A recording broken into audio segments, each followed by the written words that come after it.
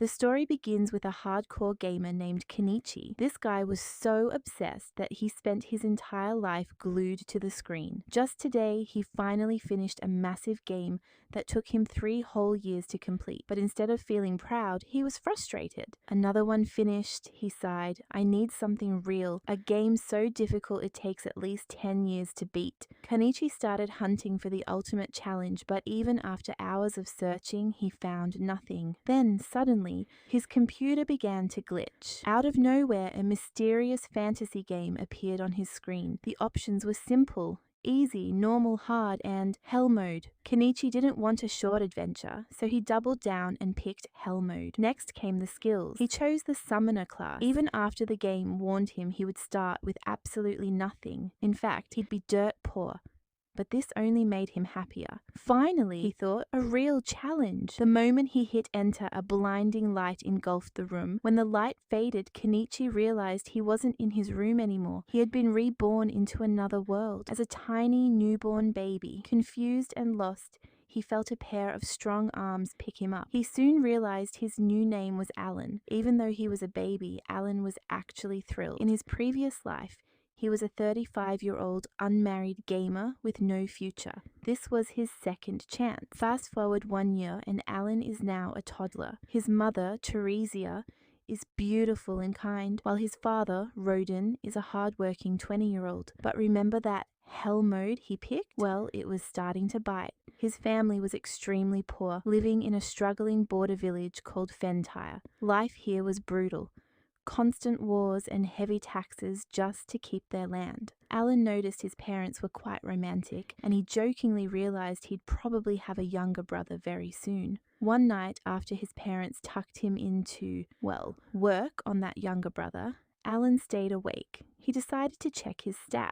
Suddenly, a glowing book appeared before him. He was so excited he accidentally screamed out loud. His parents rushed back in, but Alan was quick. He hid the book and pretended to be fast asleep. They figured he was just talking in his dreams and left. Alan opened the book again. He was currently level 1. On the next page, he found the details of his summoning skill. To grow stronger, he needed skill experience points. The more monsters he summoned, the higher his level would climb. For now, he could only summon rank H creatures, the lowest of the low, like basic insects and beasts. Suddenly, a message from the world's creator popped up in the book. The creator actually apologized. Sorry for the wait on your grimoire, the message read. The skill you chose was still in testing, so it took some time to finish. Alan shrugged it off. No worries. Now that I have the grimoire, let's test it. Using his create skill, he manifested an insect card. He was just about to summon it when his mom walked in again. Back to acting. He realized his 1-year-old body gets tired way too fast. I'll do the summoning tomorrow, he thought as he drifted off to sleep. In the next scene, we see Alan has grown even more. He's finally learned how to walk, and as his mum leaves the room like always, Alan knows his real journey is about to begin. Taking advantage of this moment, Alan brings out his grimoire and attempts to summon the insect. Suddenly, a brilliant light fills the room and an insect appears. It's a grasshopper. Alan calls it to him, but instead of coming closer, the grasshopper starts wandering off. It's not listening to me, Alan mutters. He checks the grimoire for answers and sees its stats. He also realizes he can give it a name. He names it Denka. He notices that summoning Denka has actually increased his own stats, which makes him so happy that he shouts out loud. His mother rushes in, hears the noise, and sees a giant grasshopper in the room. Terrified, she immediately stomps on it, turning poor Denka into a pancake. Time passes, and after a lot of practice, Alan summons a mouse. This mouse has a special ability.